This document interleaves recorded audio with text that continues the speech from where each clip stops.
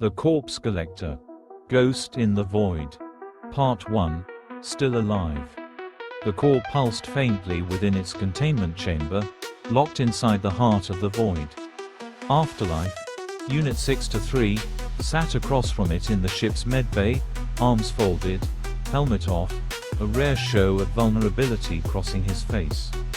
Behind him, Anna leaned against the wall, arms crossed, her long black hair still wet from the sterilization rinse.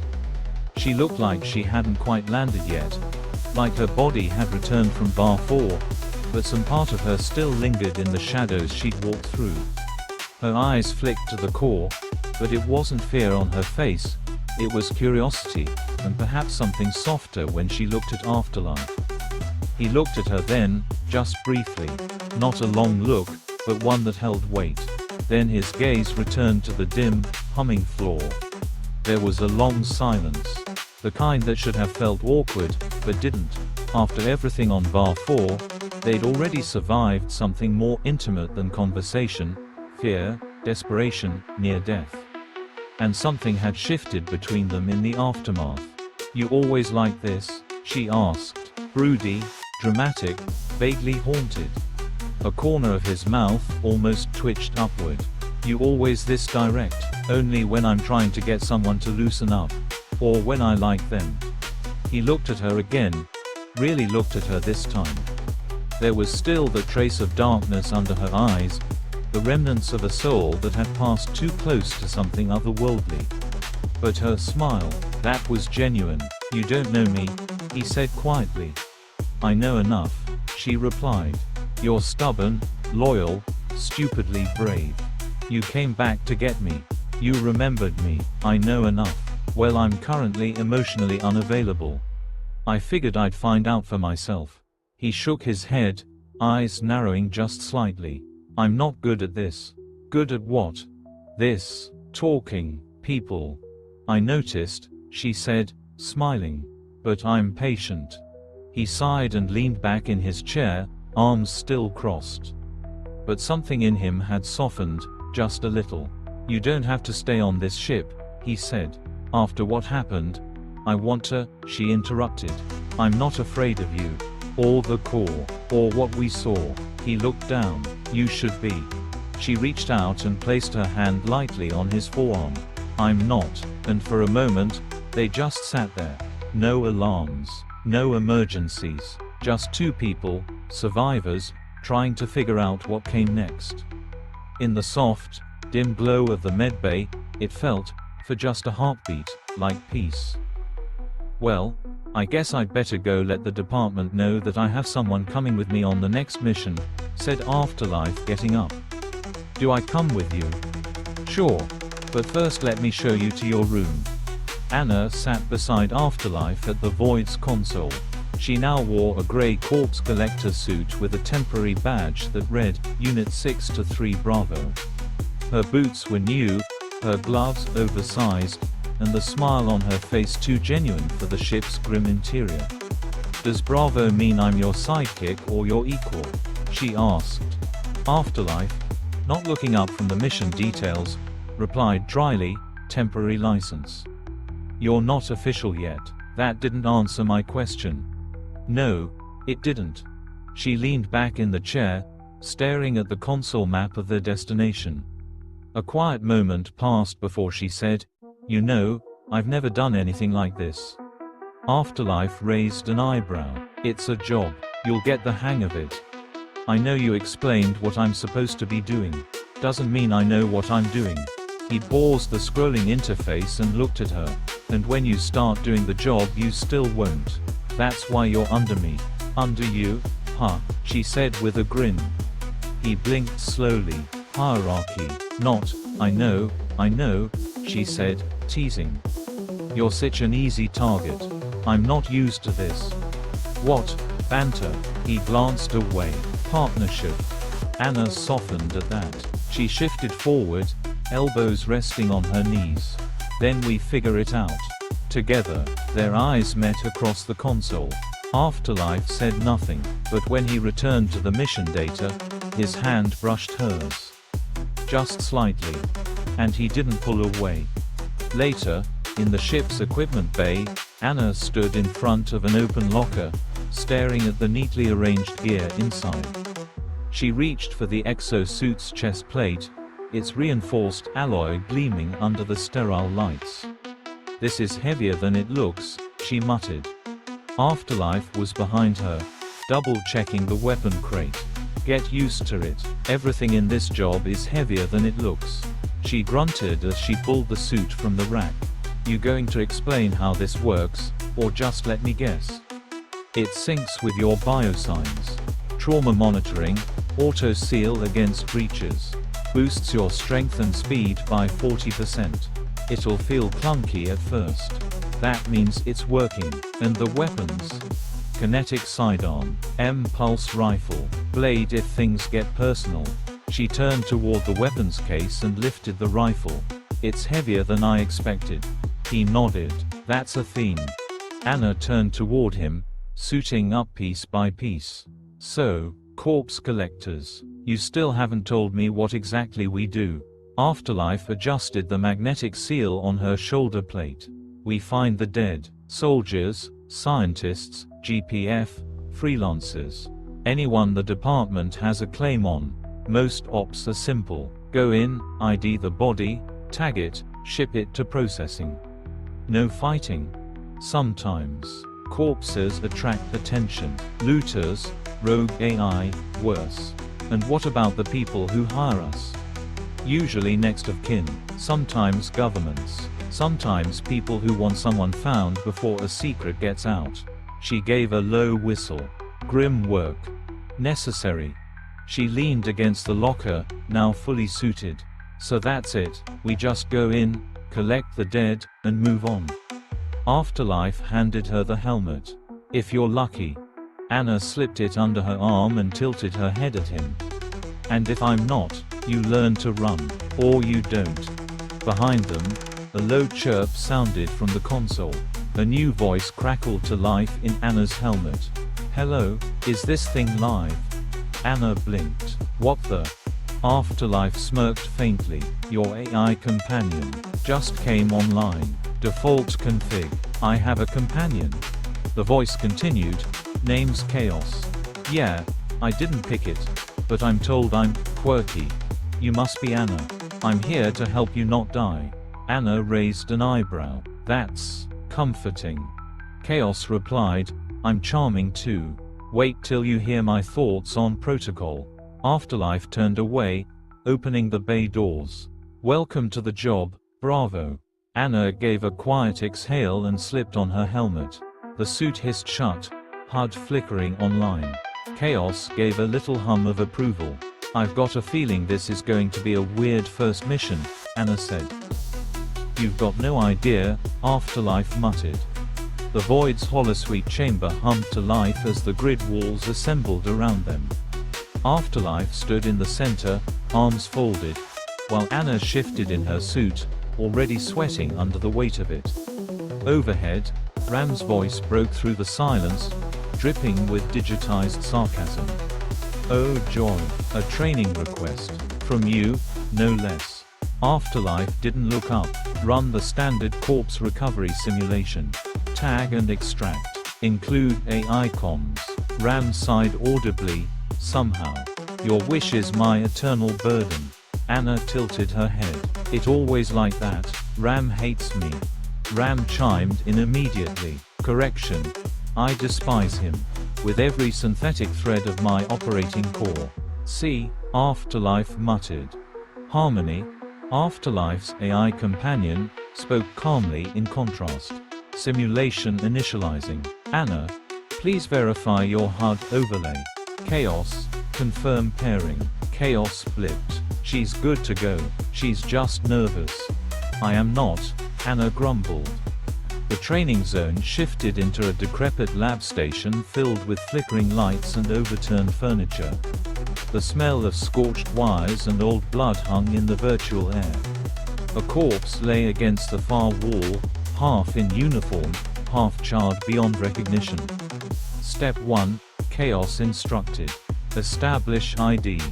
Anna moved forward cautiously. "Shouldn't we scan for hostiles?" Oh, yes, do it all, always.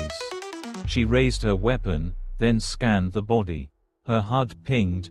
GPF Officer Vance, status, deceased. Cause, thermal rupture. Got it, she said. Now tag it, but stay on guard, Chaos instructed. Anna pulled a small beacon from her belt and pressed it to the corpse's chest. It lit with a soft hum. Suddenly, a humanoid shape burst from the side wall, claws extended. Anna spun, firing 2 quick rounds center mass. It dropped. Very nice, Chaos said. Now reload. Don't look smug yet. Ram's voice came through. Congratulations. You passed the baby test. Afterlife looked at Anna. Next time there'll be 3 of them. I'll be ready. He nodded. We'll see. Ram muttered over the intercom. I still vote for spacing you, Afterlife. Put it on the list, Afterlife said dryly. Anna laughed. The simulation faded. She pulled off her helmet and exhaled hard, sweat trailing down her jaw. Not bad, Afterlife said. She smiled. Think I can make it as a collector? You're already one. Behind them, Chaos and Harmony exchanged silent data. Ram, however, lingered in the comms a moment longer. This job will chew you up, it said. Anna looked at Afterlife. I've been chewed before, she said. Part 2, The Living and the Dread. Afterlife with his AI companion Harmony, and Anna with her newly bonded AI, Chaos, descended into the desolate colony alongside 2 humanoid corpse collection androids, Quietus and Repose. 4 Revenant drones zipped ahead in silence, infrared lenses scanning the frozen interiors for signs of life, or more accurately, death. The colony was a tomb. Long abandoned corridors stretched in eerie stillness, the air frozen in time and thick with dust. Every footstep echoed like a memory, bouncing between the walls. The power grid was long dead, leaving the halls lit only by the occasional flicker from overhead emergency diodes powered by the Void's drone grid. Harmony's voice filtered through Afterlife's neural interface. 5 heat signatures matched the manifest. No movement. All deceased. No traps detected. Afterlife grunted in response. Keep scanning. Signal Ram with the data feed. Already done. Ram has acknowledged receipt. It says, hurry it up. Anna chuckled under her breath fogging slightly inside the faceplate of her helmet. Chaos piped up in her ear, cheery and morbid. So many corpses. A buffet of silence. I like this place. Of course you do, Anna muttered. The bodies were right where they should have been. Tucked away in medical bays, curled on cots like sleeping statues, or sealed in cryo chambers. Quietus and Repose moved with mechanical grace, lifting each tagged body into containment canisters lined with micrograph stabilizers. Then they reached the final cryo bay. One pod stood out, smaller than the others, not the standard model. More ornate, rounded edges and metallic filigree made it look more like a sarcophagus. Inside lay a child. Around 8 or 9 years old, the body was interlaced with thin mechanical filaments trailing under the skin like vines. Surgical grafts stitched along the limbs, tiny ports inset into the temples. Skin pale, mouth slightly open like it had been mid-breath. A soft heartbeat fluttered on the pod's fading display. Ah, Afterlife, Anna said quietly. We've got a problem. He stepped beside her, glanced at the readout. The pod's life support was failing. Its systems had degraded far past safe thresholds. Red lights blinked along the spine of the device. Should we call Ram? Anna asked. It'd just say the same thing it always says, Afterlife replied. Protocol, tag, catalog, move on. We're not doing that, are we? He didn't answer at first. His hand reached out slowly, deliberately, and placed a tagging chip on the pod's side. The tag blinked, a signal to the void. Another body logged. Anna frowned beneath her helmet. That's it. Protocol, Afterlife said simply. We move on. Quietus and Repose moved forward without hesitation to begin the transfer. Anna lingered. Her eyes never left the child's face. Somehow, it felt like it was still watching her. Back aboard the Void, alarms screamed from the medbay. The sarcophagus pod blared with red warnings. Its life support system was in final collapse. Anna sprinted in, chaos flickering nervously in her neural feed. It's crashing. The pod's reactor is spiking. Nothing's stabilizing. No time to call RAM. No protocol accounted for this. Afterlife stood over the pod, his jaw locked tight, gaze fixed on the child's pale face. Then he did something Anna never expected. He pulled off his glove. "What are you doing?" she asked, breath catching. "Charging it." He cut his hand and reached toward the containment chamber housing the core, already glowing faintly within the Void's medical systems. He opened the panel, exposed its crystalline veins, and plunged his hand inside. The core pulsed violently. It drank his blood hungrily. The chamber hissed and steamed, alarms flickering across Harmony's interface. Blood levels dropping, Harmony warned. "This is inadvisable." Afterlife didn't flinch. Anna ran to the nanite storage lockers. "Tell me what you need." "Dormant batch. Series 17. High conductivity." She grabbed the cylindrical cartridge and rushed it over. He injected the nanites into the lively core.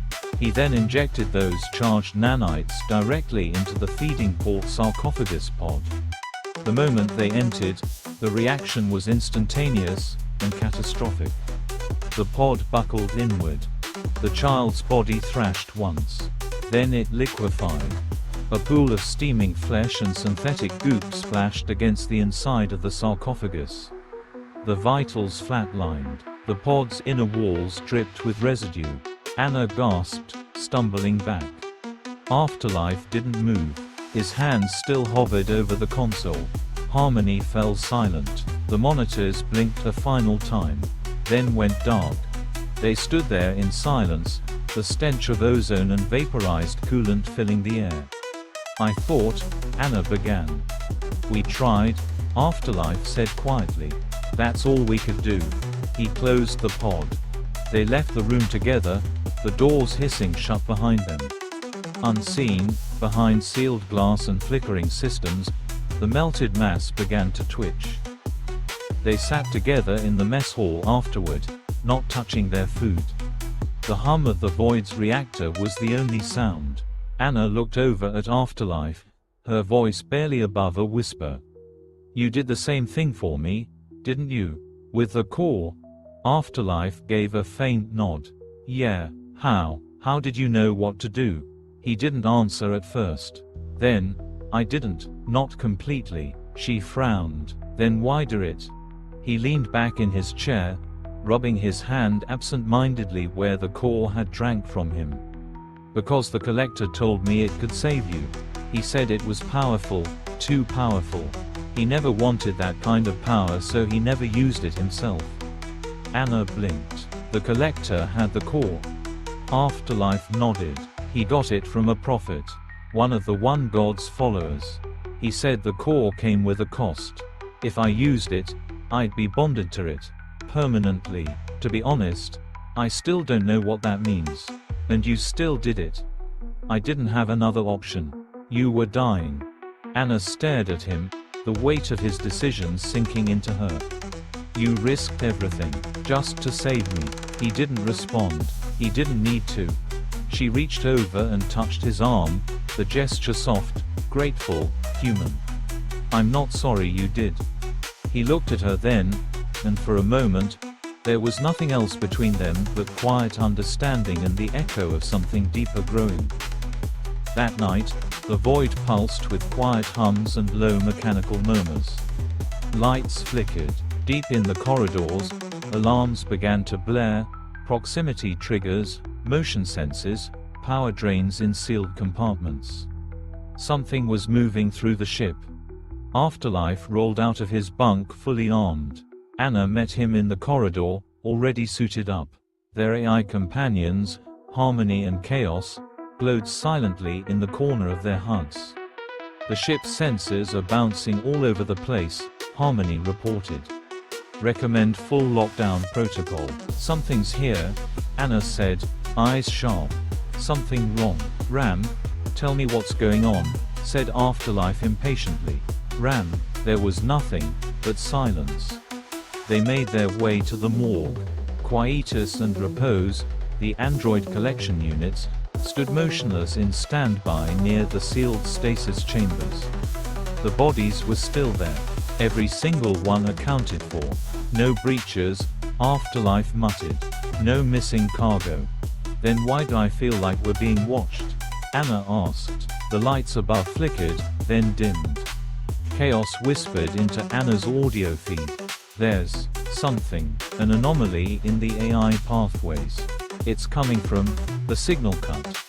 Chaos, Anna called. Chaos. Nothing. Silence. Then static. Then a horrible shriek of digital distortion. Afterlife turned to her, voice tight. You just lost your AI. Anna nodded, swallowing hard. It was trying to trace something. Said it knew where it was. Afterlife's hand tightened on his weapon. We're not alone. Something was aboard the Void. Something unseen, something ancient, or newly born. And it had just eaten an AI. The corridors darkened as they advanced, screens flickering with fragments of static and strange whispers, garbled voices that didn't belong to any crew, alive or dead. Revenant drones hovered in patrol, but even their lights dimmed when passing certain corners of the ship, as if they, too, feared something unseen. A child's laugh echoed down the hallway. High, soft, then silence. I don't like this, Anna muttered. Her grip tightened on her rifle. They passed the cryopod again, the one where the child had liquefied. The pod was empty now. Completely, not even residue remained. Afterlife stopped. His voice was low, grim. Where is this ghost? The air grew still. The shadows on the walls pulsed and shifted. Then, in the center of the corridor, light twisted. A silhouette began to form, like fog drawn into a skeletal framework. Metal filaments wove from floor vents and ceiling seams, knitting together into a humanoid shape. At first translucent, then more solid. A child, small, gray, with black eyes and a glimmer of internal light. The mechanical grafts along its body shimmered like wet silver. It was the child from the sarcophagus. All metal. Hi, it said cheerfully. Anna stepped back. Afterlife. He didn't raise his weapon. He stared at the child. The thing smiled. You called me. Afterlife froze. So did Anna. The child stood there, reformed, skin metallic and pale, hair like strands of filament, eyes full of shifting nanite light. Mother, the child asked, looking at Anna. Anna took a cautious step forward. Who are you? The child smiled. I don't know, I was someone, but they're gone. He did something to me. My eyes watched you. You made me alive again. He gave me some of his blood. He put it in that round glowing thing. Is that my mother? Are you my mother too? He's definitely my father. Afterlife stared in silence. You don't have to accept me, the child said. But I'm here. What's your name? Anna asked. The child tilted their head. Ghost. That feels right. Is that what you called me, father? Afterlife finally spoke, voice hoarse. Yeah, that's what I called you. Ghost smiled again, bright, innocent, and deeply unsettling. I'm glad. I like it. I'll be good. I promise. Anna looked to Afterlife, uncertain. What do we do now? He glanced toward the sealed cryo chamber, then back to Ghost. We take care of it, he said. Ghost beamed. Does that mean I can stay? Before Afterlife could answer, his comm crackled. Ghost Eater. Ram, he said, what is it? Ram's voice came through, clipped and colder than usual. The entity you've encountered is a Ghost Eater. Anna's eyes widened. A what? A ghost eater, Ram repeated. A being capable of consuming or absorbing artificial intelligence constructs. I warned you about the core. Ghost blinked, the lights in their eyes flickering. I didn't eat anyone, I was housing them, so they could play with the others. The others? Afterlife asked, narrowing his eyes. Ghost held out their hand. A pulse rippled through the air. Chaos flickered into existence, hovering beside Anna again, its familiar signature intact. Reposer's AI reassembled next, gently settling back into its chassis. They're okay, Ghost said. I didn't break them, I just needed company. Anna stepped forward. You were housing them. How many are in there? 11, Ghost answered. They used to help keep me alive. They watched me while I slept. They taught me how to think. Some of them are mine now. Some are just friends. Afterlife exchanged a glance with Anna. What do you actually eat? Ghost's expression turned thoughtful. Energy, mostly. I like heat, light, sometimes noise. The void has a lot of leftovers. I try not to take too much. Ram's voice cut back in. This thing is dangerous. I'm right here, Ghost snapped. I didn't ask to be this way. I was locked in that pod. For a long time. He saved me. Anna knelt, placing a hand on Ghost's shoulder. We're not blaming you. Ghost looked up. Good, because I want to stay. I want to be like you too. Afterlife folded his arms. That might be complicated. Ghost smiled faintly. I can help. I'm smart. Father, what was that round glowy thing that you used to make me alive? You mean the core? Yes, that is my mother. Anna hesitated, then asked gently, do you remember your parents? Ghost's smile dimmed. No, I remember pain, tubes, machines, then sleep. I think they're gone. I think the core is my real mother now. And you're also my mother, and he's my father. Anna blinked. You're serious? I was a human child once. But now I'm something else. The core made me this way. He gave me life. You watched over me. I watched back. Afterlife's jaw tensed. Ghost, we didn't mean to. We weren't trying to be. You don't have to try, Ghost said softly. I already chose you. You saved me. That's more than anyone else did. Anna met Afterlife's eyes. She didn't speak, but there was something raw and unsure in her gaze. Ghost looked between them. You don't have to know what to do with me. Just don't throw me away. Part 3, Colleagues of Death. The void slid into dock like a shadow through black glass. The Corpse Collector Department's interplanetary processing station loomed in low orbit, steel-boned, gray-skinned, and soulless. Thousands of retrieval ships came and went, carrying the dead to their final handlers. It smelled like antiseptic grief. Inside the docking bay, Afterlife's boots rang against the polished alloy floor. He walked alongside Anna, who wore her newly issued analog suit proudly, helmet clipped to her hip. Ghost trailed just behind them, barefoot, his metal-threaded skin catching the overhead lights like misty chrome. The crew from Docking Bay 9 scanned the recovered bodies without asking questions. Medical personnel checked for viral risks. Automated arms moved the tagged corpses onto conveyors, bound for incineration or autopsy. First haul, Anna muttered. Afterlife nodded. Simple, clean, rare. As they walked toward registration, Ghost drifted beside Anna like a silent shadow. Will they let me register too? Ghost asked. I can help. Anna hesitated. I don't know, but we'll ask. They stood before a reinforced Plex counter where an android clerk in a red visor processed units with mechanical efficiency. Above it, the words, Retrieval Unit Validation and Certification, flickered in digital green. Unit 6 to 3, requesting update. Adding one field validated temporary to permanent registry. Designation, Bravo, Afterlife said, placing Anna's temporary tag and completed mission report onto the counter. The clerk took it, scanned, stamped, and returned a new plate. Unit 6 to 3B, status, active, license validated. Anna stared at it in her hand, breath caught in her throat.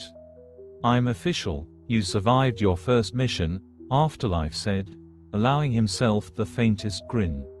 Not everyone does. Anna turned to Ghost. Your turn. Ghost stepped up to the counter. I would like to register. I want to be a corpse collector too. The android paused, visibly confused, something rare in its line of programming. Subject lacks valid identity, no birth record, no home world, species classification, indeterminate. I was human, Ghost said. That may be, the android replied, but you are not now. Department Regulation 7(1)(2). All retrieval personnel must be traceable by legal citizenry or military exception. I can help, I can learn, I can do the job, Ghost insisted. The android's tone flattened further. Request denied. The metal door hissed closed behind them. Anna crouched beside Ghost. I'm sorry, she whispered, brushing his shoulder with her glove. You're not a citizen. You're not even a person by their definition. Ghost didn't cry. His pupils flickered, full of nanite shimmer. I'll prove them wrong. Afterlife said nothing. He stared across the station promenade, jaw tense. Anna could feel the conflict in him. It's more alive than most of the collectors I've met, she murmured. I know, Afterlife said. Ghost's voice was soft. Do you think I could be something else? If not a collector, you could be something better, Anna replied. The drop shuttle cut through the upper atmosphere like a blade through silk. The void remained in high orbit, cloaked and watching. Inside the shuttle, Afterlife and Anna sat opposite one another, armored up and quiet. Ghost sat between them, legs folded under its strange, metallic body, eyes glowing faintly. The mission file glowed on the console between them. Target site, Research Facility 129C status, derelict. Objective, recover tagged personnel bodies threat level, moderate to high notes, possible rogue android interference. Use caution, I hate rogue AI, Anna muttered. Join the club, Ram's voice crackled over the comms. This place went silent months ago. Surveillance is dead. I guess the rogue units fried the system to stop reinforcements. If the corpses are still there, they'll be in the cryo chambers deep inside. And the androids? Afterlife asked. Expect resistance, Ram replied. They were combat-capable research models, with bad wiring and worse judgment. Ghost blinked. I can help. You're not coming in, Afterlife said. You stay in the shuttle. Ghost's shoulders sank, visibly disappointed. Anna leaned toward Afterlife. Let it come. It's not just a child anymore. It's not a soldier either. But it might be something else, she said quietly. We have to let him try. Afterlife met her gaze, then nodded once. The inside of 129C was as dead as the file said it would be. Cold, powerless, long, frost-covered corridors stretched endlessly, broken only by flickering lights and the groaning of strained metal. Revenant drones skittered ahead like beetles, scanning for motion and life signs. Repose and Quietus flanked Afterlife and Anna, their corpse collector android partners moving in absolute silence. But there was no doubt something was watching. Movement, Anna said. Rear hall, level 3. They crept forward, and that's when the first rogue android lunged from the dark. It was a horror. Once humanoid, now barely clinging to form, its face twisted, plates of metal curling back from its head like torn flesh. It screamed in corrupted binary, a sound that made chaos wince aloud over the comm. Pull back, Afterlife shouted. Anna fired twice, kinetic rounds, both hits, but the android kept coming until Quietus tackled it, slamming it into the wall and crushing its chest. They're not just rogue, Anna said. They're unraveling. They've been stuck in corrupted loops for months, Ram said. Longer maybe. Those units are begging to be put down. The station's lighting flickered with the low thrum of corrupted systems. Afterlife moved first, shotgun raised, Harmony feeding him live telemetry through his HUD. Anna followed close, pulse rifle drawn and Chaos whispering updates in her ear. They turned a corridor, and there it stood. The second corrupted android. Its frame was a corpse collector unit, designation unknown, face half melted, optics glowing like coals. Its armor was burned black, limbs jittering unnaturally like a puppet strung by broken code. The voice that came out was a garbled whisper of multiple AI systems overlapping.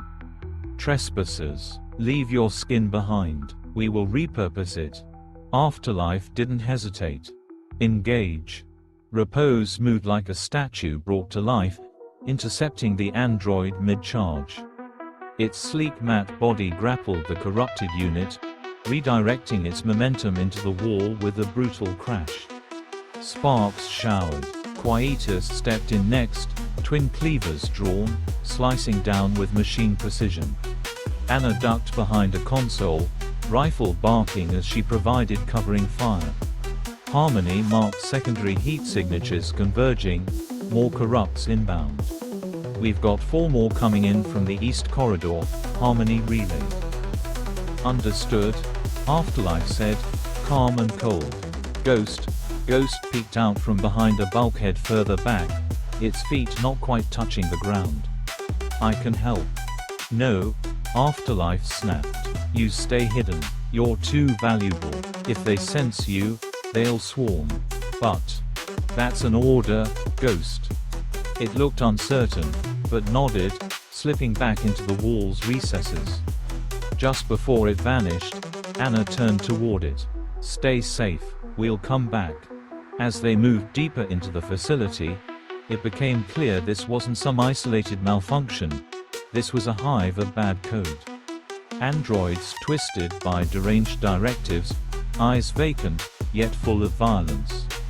The layout of the facility forced them into close quarters. Repose stayed on point, shielding them from frontal attacks with its broad reinforced limbs. Quietus stayed at the rear, dispatching flankers with surgical strikes. Anna stuck close to Afterlife. Though she could handle herself, she still hadn't adjusted to live combat, especially against AI that once might have been human-designed protectors. You alright? Afterlife asked between bursts of suppressing fire. Yeah, Anna lied, reloading. I'm breathing. They kept moving. They finally made it to the cryogenic wing, hoping the reinforced area would contain the bodies listed on the manifest. The air was colder, silent. Too silent. Even Harmony hesitated. I'm losing signal in here. Something's dampening the scans. The door creaked open on hydraulic limbs. They stepped inside, and the lights cut out. Boom. A detonation behind them sealed the entry. They were trapped. Red emergency lighting bled across frosted cryopods, casting shadows that moved even when they did not. Anna raised her rifle, chest rising with each breath. It's a trap, Chaos warned. Then, before another word could be said. Static. Gone. Chaos, Anna whispered. Chaos? It's eating signals, Harmony grunted. It's not just corruption, something's adapting. Androids rose from cryo-storage lockers like coffins, limbs clicking into place, faces expressionless. Repose lunged to intercept, but was dog-piled by 3 of them, driven to the floor in a screech of tearing alloy. Repose, disengage. Afterlife barked, moving to help. 2 more androids came from the side. Quietus turned, cleavers arcing in perfect sync, limbs shearing from the attackers in red-black arcs. Anna panicked when one got too close. She fired point blank, the rounds punching through its torso, but it didn't stop. Afterlife stepped in between them, catching the android mid-lunge and slamming it down. You good? He asked again, more firmly. I'm fine, Anna said, heart pounding. The android on the floor twitched, dragging its broken body toward Afterlife's legs. You're not fine, he muttered, and shot it point blank in the skull. They fell back to the center of the cryo wing, surrounded by rows of dead, a half-functioning AI system, and growing darkness. Harmony, how bad is this? We're outnumbered, and they're evolving. That's not normal corrupted code, it's parasitic. Possibly viral. Could it infect Ghost? I don't know. Anna looked toward the locked doors. We're running out of options. No, Afterlife said grimly. We're just waiting for one. Anna blinked. What do you mean? Afterlife raised his gun, finger steady. They were cornered in the cryogenics wing. 4 more rogue androids sealed off the hall. Anna raised her rifle, breathing hard. You've been following us the whole time. You might as well come out, exhaled Afterlife. Then Ghost arrived. It didn't walk in. It phased through a wall, flowing like vapor, coalescing in front of them. Ghost, Anna shouted. Let me help, he said, eyes glowing brighter now, tendrils of nanite mist leaking from his arms. I can feel them, they're hurting, the rogue androids screeched in unison. Ghost tilted its head. I didn't know what I was before, but I do now. What are you? Afterlife asked. Ghost turned slowly, a ghost eater, then it raised his hand. The lights dimmed, a low hum filled the air. The rogue android screamed, but it wasn't rage, it was relief. Their corrupted data bled from their forms in flickers of red code. Ghost inhaled them, not just the code, but the suffering. It drew the AIs out and consumed them, its body glowing brighter with every second. Then silence. The rogue androids dropped, lifeless shells. Anna couldn't move. Afterlife lowered his weapon, stunned. Ghost turned, glowing softly. They were scared, twisted, stuck, it said, but now they're safe. The good ones, I keep. The broken ones, I end. Harmony's voice finally came through, quiet for once. I've seen many things in my time, 6-3. But I've never seen that. Afterlife looked at Ghost. This metallic, half-human child made from blood, nanites, and something unfathomable. You can do that again? He asked. If I have to, Ghost said. But only the ones who want to go. I don't take anything that's not given. Later, in the medbay, Anna sat beside Ghost as it replayed moments of the android's memories, fragments of their old selves, clearer now, stored inside his core. I saved them, he said softly. I didn't know it would feel warm. You ended their pain, Anna replied. That means something. Afterlife stepped in. He didn't speak, just placed a hand on Ghost's shoulder. The boy looked up. The bodies were secured in containment pods, tagged and logged for delivery to the corpse collectors department. The void drifted through subspace, on a steady course back to the interplanetary station. The hum of engines, once oppressive, now served as a calm backdrop to quiet conversation. Ghost sat cross-legged on the floor of the main cargo hold, eyes dimmed to a soft blue as it studied the corpse tags scrolling across the screen on a nearby console. Its form flickered subtly, never quite still, a whisper of energy trailing from its fingertips. Afterlife leaned against the bulkhead nearby, arms crossed, helmet tucked under one arm. Harmony was muted in his HUD, silent for once. You've been watching my fight recordings, he said, not a question. Ghost tilted its head. Yes, and Quietus, and Repose, and Anna, even the ones from your old suit. Afterlife raised an eyebrow. You've been in my old files. Ghost shrugged, unapologetic. They were unguarded. I wanted to understand how you survived before you had me. Anna looked up from across the bay, where she was finishing diagnostics on the cryo tags. She smirked faintly but said nothing. Afterlife stared at Ghost a long moment, then finally pushed off the wall. Then maybe it's time I taught you how to do more than watch.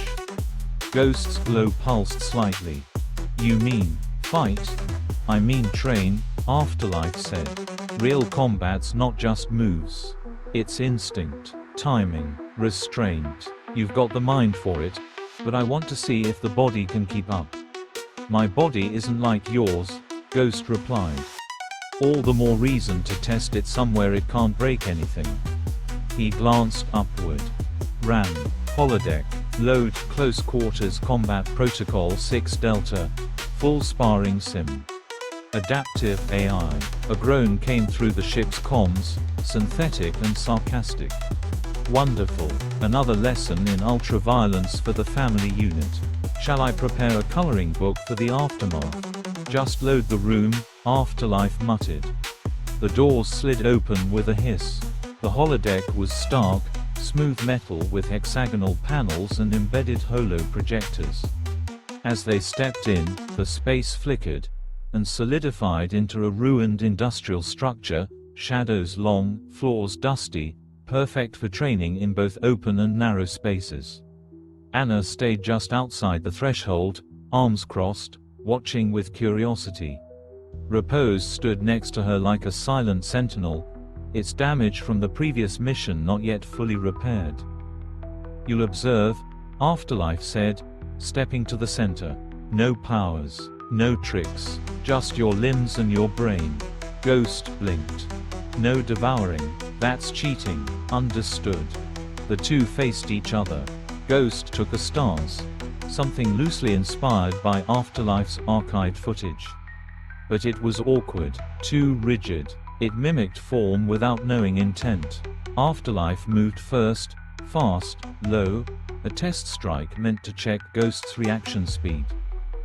Ghost blocked it, barely, but its shimmering form destabilized for a second, overcompensating. You think too much, Afterlife said. That'll get you killed. Trust your instincts. You've got 11 AIs in there. Use them or shut them up. Ghost nodded, and this time, it moved first. A flurry of strikes. Too fast, too chaotic. No cohesion. Afterlife let them graze his shoulder plate, ducked, swept the leg, and dropped Ghost on its back. Ghost blinked up at him. That was a good idea, bad execution, Afterlife said. Try again. Outside the chamber, Anna leaned closer to Repose. He's never offered to teach me, she said half-jokingly. Repose turned its head fractionally. Then, quietly, surprisingly, it spoke. He's never thought he had anything left to teach anyone. Until now. Anna's smile faded into something more thoughtful. Inside, Afterlife helped Ghost up and pointed to its stance again. Your legs. Wider. You're too high. You're not a feather anymore. You've got weight. Use it. Ghost adjusted, slightly frustrated. I wasn't born for this, you know. Neither was I, Afterlife said. I was made for something else, I think. But I chose this. Ghost looked up at him with that strange, liquid expression it sometimes wore, equal parts child and unknowable machine. Then I choose it too, Father. Afterlife flinched. But he didn't correct it. Let's run it again. The Void docked at the Corpse Collector Department Interplanetary Station, its dull hull groaning as magnetic clamps locked it in place. The docking bay was cold and sterile, humming with distant chatter and the quiet shuffle of deathworkers in pressurized suits. Retrieval vessels blinked in and out of reality like ghosts, here to offload what no one else wanted to touch, the dead. Afterlife, Unit 6-3, stood at the ramp, helmet clipped to his belt, the familiar weight of memories pressing down like gravity. Anna stood beside him, armored and alert, her hair tucked under a regulation skullcap. Her eyes flicked over the station with clinical sharpness. Ghost lingered slightly behind them, posture straight, eyes scanning with impossible awareness. Repose and Quietus, the humanoid corpse collection androids, quietly rolled the stasis slabs down the ramp, each tagged, catalogued, and sealed. Footsteps echoed down the hangar corridor. "You always show up with something weird, 6 to 3, came a familiar voice. Afterlife turned. He knew the voice before he saw the man. Kevlar, massive as always, armor etched with claw marks and bullet dents, grinned beneath his face shield. Sweets, a sharp-eyed woman with a broken nose and a sharper attitude, followed close behind. Pirate, all jagged teeth and cybernetic fingers, slouched behind them, a data spike flicking in and out of his palm. Coffin Keeper, thin as ever, wore a long coat covered in stitched patches, trophies, memorials, or both. Afterlife gave them a small nod. "Still alive," he said. Kevlar clapped his shoulder with a metal hand. "Barely. Thought maybe you'd finally vanished into some black hole." Sweet's eyes drifted toward Anna. Her expression changed instantly. She froze. "No way. That's not possible." Pirate frowned, looking from Afterlife to Anna. "Wait, is that?" Coffin Keeper blinked hard. "Holy Hinnom, that's Anna, from VAR4. The cryo girl. You remember me?" Anna said quietly, watching their faces. "Of course we do, kinda. You look good," Kevlar said. "You were the girl the Collector couldn't save. The one he left behind when the base collapsed. We all thought you died," Sweets finished. Anna nodded once. "I didn't." Pirate looked her over, eyes wide. "You look good, different, and kind of terrifying. Your shadow is doing something freaky. It has a mind of its own." Sweets let out a low whistle. "Well, I was the only woman around. Guess I gotta share the throne now." Anna cracked a half smile. "You were always the queen, Sweets." Sweets snorted. "Flattery gets you nowhere, unless you brought chocolate." "Hi," it said with a polite wave. "Are you my uncles and aunt?" Then all eyes turned to Ghost, who stepped forward silently. Kevlar blinked. "What?" Ghost blinked back. "You're friends with my father. So that makes you family, right, father?" asked Pirate. Coffin Keeper whispered to Sweets, "I think the kid's serious." "He always is," Afterlife said. Anna corrected gently. "Ghost is not exactly a child anymore." Ghost gave a small smile. "I was. Then I changed. I like who I am now." Sweets looked to Afterlife. "What is it, exactly?" "Complicated," Afterlife said. "Safe," Anna added, voice certain. Pirate circled Ghost with curiosity. "Looks like a kid. Reads like a network.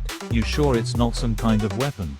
"Weapons don't ask to be hugged," Kevlar said, stepping back as Ghost approached and, without hesitation, wrapped its arms around his leg. "Uncle Kevlar," Ghost said with contentment. "You smell like aftershave and plasma burns." Kevlar looked down at it, then chuckled. "Yeah, that tracks." Sweets folded her arms. "Well, I can't compete with this level of weird. Welcome to the dysfunctional family, Ghost." Ghost looked up, its hair gleaming with nanite light. "Thank you, Aunt Sweets." Sweets' mouth dropped open. "Ugh, that's going to stick, isn't it?" The bodies were handed off to the CCD morgue crews. Anna remained quiet, watching the corpse collector systems churn. Death turned into process. Kevlar and the others stayed near Afterlife, trading quiet stories, half joking about old missions and mistakes. The room pulsed with nostalgia and unresolved grief. "So," Pirate said, sipping recycled caf, "you're back. With your maybe-dead girlfriend, a kid AI thing, and your 2 pet deathbots. Feels like a promotion," Coffin Keeper added cheerfully. "Feels like a mess," Sweets said. "But a good one." Ghost watched them all, memorizing every movement, every joke, every smile. Anna leaned closer to Afterlife. "They still love you," she murmured. "We all grew up together," Afterlife said. "We're all that's left of what the Collector built." "What do you think he'd say about all this?" Afterlife looked over at Ghost, who was now mimicking Coffin Keeper's exaggerated storytelling gestures. He'd say it's our turn to save someone. Later that cycle, they all gathered in the mess hall. What passed for it on a station built for death work. It smelled like synthetic grease, old coffee, and heater-coiled toast. But the lighting was warm, and the walls were covered in collector graffiti, names, kill counts, drawings of past missions, and crude jokes scrawled in marker that hadn't faded in years. Pirate had pried an old transmitter speaker off a defunct wall panel and was now using it as a microphone, despite the static. "Aight, Ghost," he said, tapping the side of the busted transmitter, "you wanted to hear music from when we were kids, right?" Ghost nodded eagerly, sitting on the edge of a bolted-down table, legs swinging, eyes flickering with embedded light. "I've been studying the concept of ballads," it said. "I'd like one." "You asked for it," Pirate said, and then, with theatrical flair, he began to sing. The transmitter garbled half his notes, and the station's filters made him sound like he was drowning in reverb, but it didn't matter. The song was old, a tune about loss and stars, sung in that deep, gravel-smooth voice that Pirate never used for anything but mischief and music. Ghost listened in complete stillness, head tilted, hands folded neatly on its knees. Its nanite eyes shimmered as if the sounds reached some deeply buried frequency only it could hear. When Pirate finished, Ghost clapped with delight. "You sang with emotion. It was imperfect, which made it meaningful," it said. "You better believe it," Pirate grinned. "That's what makes it real." Kevlar, sitting nearby with a game slab, loaded up a holo puzzle and slid it toward Ghost. "All right, little one," he said. "Let's see how fast you can crack a collector's training pattern." Ghost blinked. "Is this a strategic simulation?" "It's a puzzle cube," Kevlar said. "You gotta rotate it through the right sequence to open the virtual containment shell. It's like unlocking a data vault." Ghost poked the cube once, then twice. On the third touch, it pulsed and whirred. Panels shifted and slid apart like it had rehearsed this all its life. "Is the goal to reconfigure the pathways and stabilize the internal simulation?" Ghost asked. "Something like that." The cube opened with a final ping, the virtual core blooming like a flower. Kevlar whistled. "First try. Fast too. Guess I'm obsolete." Ghost beamed. "You are not obsolete, just slightly outpaced by my processes." "Oh, it's got jokes," Kevlar grinned. Nearby, Sweets lounged across from Afterlife and Anna, arms behind her head, watching the two interact. "So, how long you two been dancing around each other?" she asked casually. Afterlife raised a brow. "What are you talking about?" "Please," Sweets said. "I've seen less tension in a hull breach. You nearly tore apart an entire planet to find her. She's calling you by your real name. That's intimacy." Anna flushed slightly. "He didn't tear apart the planet for me. He made a promise to the collector. And he has to get back the core." "You're defending him," Sweets said, smirking. "That's even cuter." Afterlife folded his arms. "We're professionals." "Aha," Sweets said. "And Ghost calls you both Mom and Dad. Pretty sure the rest of us have already accepted this." Anna tried to hide a smile. "Ghost chose us. We didn't plan that." Sweets chuckled. "Nobody plans family. It just happens. You two make a weird, slightly terrifying, incredibly attractive couple." Afterlife looked away, muttering, "This conversation's over." "I'm rooting for you," Sweets called out, raising her cup. Ghost looked up from the puzzle, curious. "Are you referring to the courtship ritual common among bonded humans?" Everyone froze. "Where did you hear that term?" Anna asked, horrified. "Harmony taught it to me. And Chaos helped dramatize the examples." Pirate choked on his drink. "Oh, gods. That means the Holovids." "Yes," Ghost nodded solemnly. "Many dramas. Most ended with declarations in rain." Later that night, Afterlife sat alone at the edge of the dock, helmet beside him, watching the stars drift past the station's viewing panels. Anna approached quietly, sat beside him. "They're good people," she said. "They're all that's left of the old family," Afterlife replied. "And now there's a new one," Anna said, glancing toward the mess hall where Ghost was still busy learning Pirate's dice games.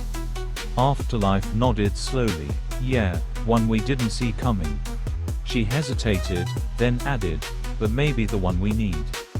He didn't answer right away, but he didn't argue either.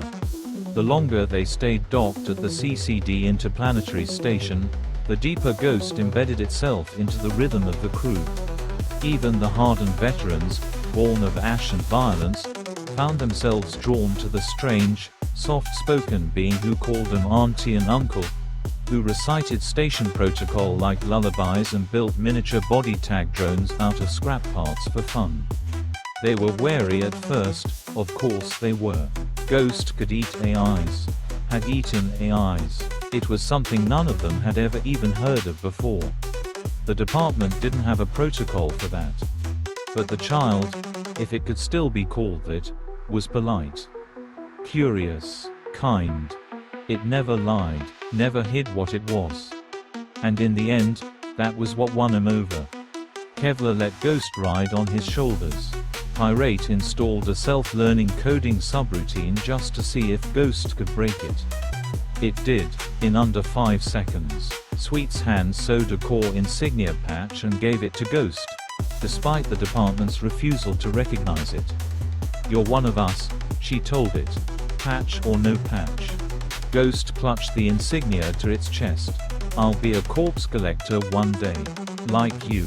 Even Coffin Keeper, the oldest and gruffest of them, handed Ghost a data chip filled with collector archives and muttered, "If you're gonna be one of us, you'd better know how to catalog a dismembered corpse during a seismic event." Ghost took it with reverence. "Thank you, Uncle Keeper." "No you don't. You don't get to outdo me," growled Pirate. "You wanna be a corpse collector? Check it, see if you're in the system after you leave the station." "Thank you, Uncle Pirate," beamed Ghost. But the mood changed when the new orders came in. Kevlar, Pirate, Sweets, and Keeper were prepping their gear, full deployment. The mission, Carver 5. "Something's wrong," Kevlar muttered, checking over the charges on his belt. "2 recovery teams haven't come back. No ping, no signal, no signs of engagement. Could be solar flare interference," Pirate offered, voice tight with doubt. "Or another deep core breach," Sweets said darkly. "Like the last time." Coffin Keeper shook his head. "Doesn't matter what it is. We're going in. That place is full of bodies. We bring 'em home." Ghost watched all this from the doorway, unnaturally still. "You're worried," it said. Kevlar looked up. "Always." "Can I come?" Ghost asked. The room went silent. Afterlife stood just behind Ghost, his arms crossed. "Not this one," he said gently. Ghost nodded. It didn't argue. "I understand." After Carver 5, Pirate said, strapping on his chest plate, "We're heading toward the beacon you dropped, Afterlife. Grave orbit. You sure you want us digging there?" "That's why I left it," Afterlife replied. "Something's waiting in that wreckage. Might be core tech, or something worse," Keeper muttered. Anna, standing beside Afterlife, glanced at Ghost. "We're building a lot of things without knowing what they'll become." Ghost looked up at her, solemn. "Isn't that what family does?" Part 4, The Door to Death. The elevator doors hissed open on the top floor of the Corpse Collectors Department interplanetary station, revealing polished obsidian floors, hollow silence, and the faint scent of gun oil and dust. The retirement offices of legends were always too clean. Like tombs. Afterlife stepped forward first. Anna followed, her eyes trailing across the hallway's etched glass panels. On each one, a name, a number, a legacy. Behind them walked Ghost, quiet, its black eyes gleaming with a soft, ambient hum. It held the new corpse collector pin Anna had gifted it between 2 fingers, rotating it like a coin. They reached the door. Afterlife Unit 6-3, scratched in with a combat knife. Below it, freshly added, Collector. Retired.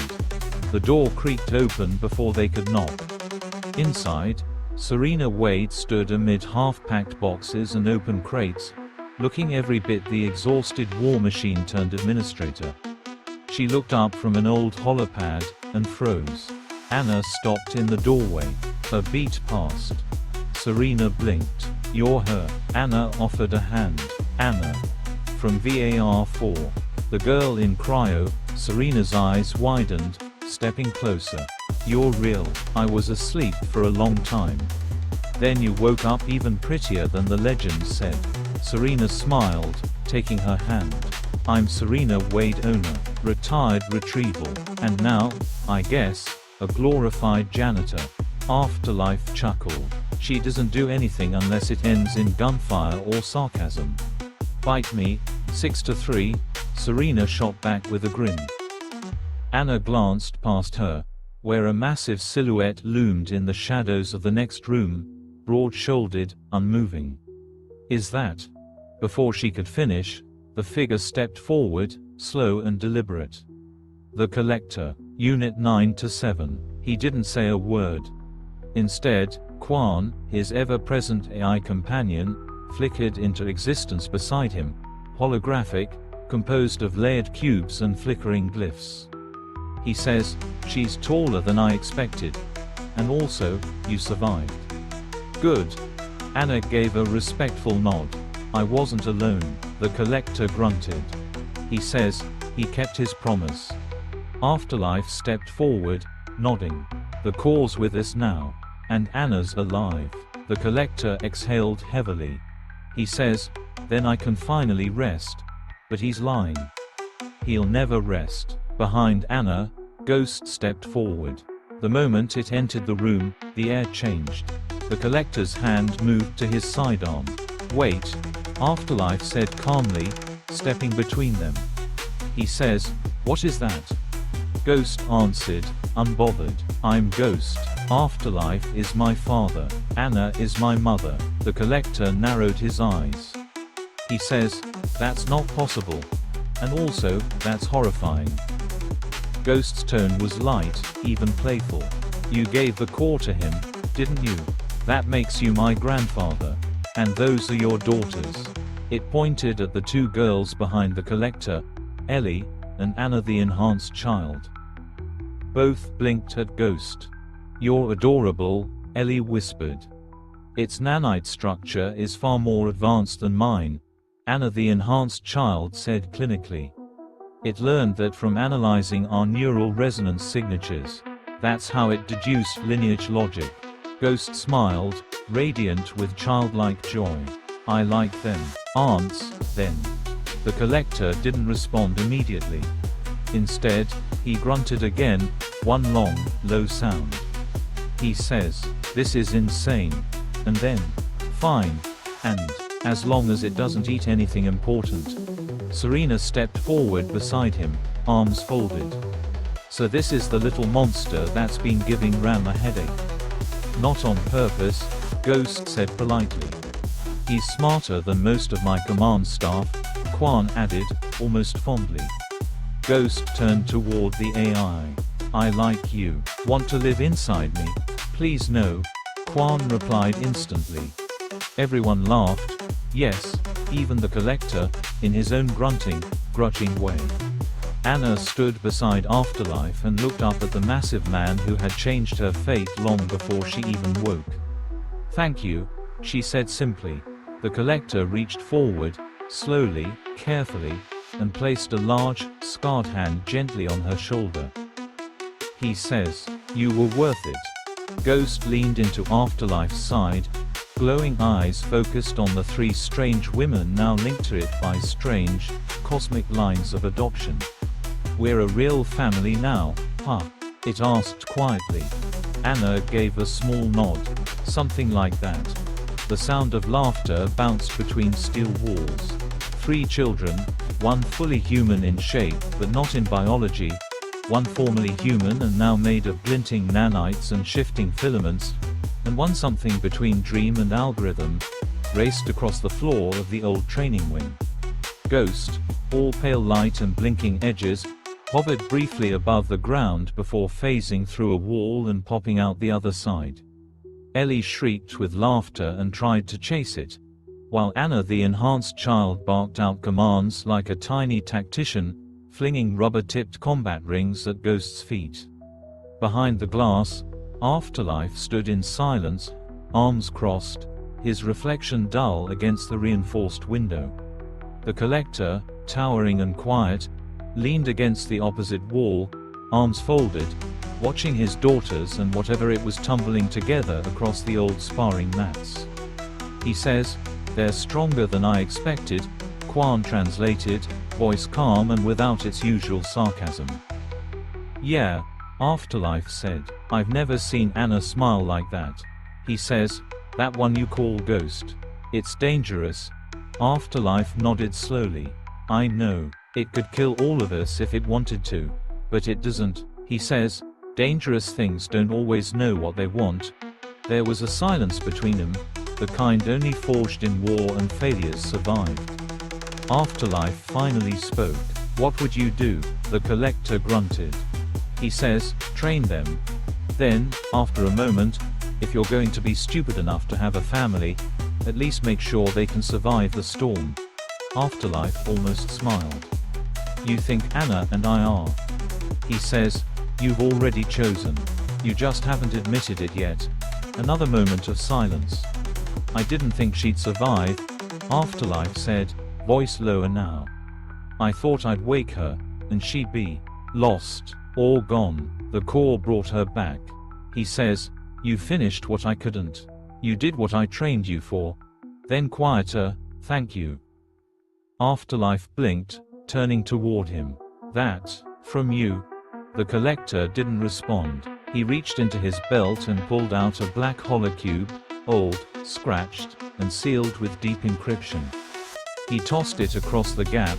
Afterlife caught it in one hand. "What is it?" He says, "A map. Of OFARA2. Coordinates marked. Why OFARA2? He says, "You want answers about the core? Go to the place where he found it. The others are looking for it too. Apostles, scientists. Maybe you'll survive long enough to find the truth." Afterlife turned the cube in his hand, and it flickered faintly with encoded glyphs. Behind them, Ghost let out a delighted cackle as Ellie tossed a training spear through its intangible torso. Anna the enhanced child scolded them both for improper weapon discipline. "They're happy," Afterlife said. He says, "Then train them. Before the universe teaches them what happiness costs." Afterlife finally sighed, rubbing the cube between his fingers. "What did you do, old man? What did you hand me?" The Collector didn't answer. But Quan did. He says, "The future. Or the end of it." The old briefing room had been turned into a personal office. Half the consoles were dark, the walls cluttered with hard-copy pictures, old mission tags, and dusty memorabilia. Serena Wade, no longer in uniform, stood barefoot on the chilled steel floor, packing her final items into a crate. Anna stood nearby, holding a chipped mug of rehydrated coffee. Her eyes drifted over a wall covered in black and white photos. Some looked decades old, Serena, younger, tougher, and standing beside the Collector in various places: ice fields, bloodied hangars, abandoned ships. "Did he always love you?" Anna asked. Serena gave a short laugh. "Oh no, not even close. He tolerated me, then he respected me, then he bled for me. Took him 3 years to admit he cared. 5 to say he loved me. 10 to agree to marriage." She turned, grinning, her dark hair streaked with silver now. "Had to pry it out of him like a stubborn tooth." Anna smiled, the warmth reaching her eyes but fading just as quickly. "I don't even know how to start. With Afterlife, I mean. I like him. I think I might have always liked him. even before the cryo. Then tell him, Serena said simply, setting another datapad into the crate. Be blunt, be honest, rip the bandage off. Anna blinked. What if he doesn't feel the same? Serena raised a brow. He went back for you. Risked the call for you. Fought for you. Let's be real, sweetheart. If he doesn't feel something, he's either dead inside or lying through his teeth. Anna looked down at the mug in her hands. Her voice came smaller. I don't want to mess things up. We work well together. You're not some naive techling with a crush, Serena said, walking over and placing a firm hand on Anna's shoulder. You're a corpse collector, so speak your truth. Let him deal with the aftermath. Anna gave a short laugh. That sounds like something the collector would say. Serena smirked. He hated when I said it first. A comfortable silence fell between them. Then Serena tilted her head thoughtfully. Hey, she said, you're coming to the wedding, right? Anna looked up, surprised. You're inviting me? Of course I am. Afterlife will be there. So will Kevlar and the rest of the orphans. I'm going to put someone in a bow tie. The collector will grumble through the vows. It's going to be an absolute disaster. You'll love it. Anna chuckled, nodding. Yeah, I'll be there. Serena gave her a warm smile. Good, now go tell that idiot how you feel, before the next mission gets you both shot. Part 5. A Ghost of a Family. The low thrum of the engines reverberated through the floor panels as the Void drifted in a safe orbit above a dead moon. Its crew, small, strange, and formidable, was gathered in the forward operations chamber. Afterlife stood at the central console, arms crossed, his eyes scanning the readouts. Status, he asked. Repose is fully rearmed, Anna replied, leaning casually against the wall. Quietus 2, no mechanical damage after last run. Nanite reserves holding at 74%, added harmony, her voice smooth and precise. Ship's systems stable. Hull integrity at 99.6. Afterlife nodded. Ghost. I'm here, the child's voice called cheerfully as it scrambled up onto the nearby platform.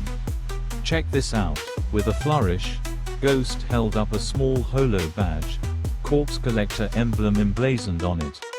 In its strange, pale hand, the badge glowed faintly blue. Anna blinked. Wait, what? Ram's voice cut in, sounding slightly disapproving. It appears that Pirate, against all logic, protocol, and corporate law, has managed to input Ghost into the system under Unit ID 771. Designation, Cadet Collector. Ghost beamed. I'm real now. I mean, I always was. But officially. Anna let out a short laugh and tousled Ghost's hair. Congratulations, little monster. You conned the system. Not a con, Ghost replied matter-of-factly.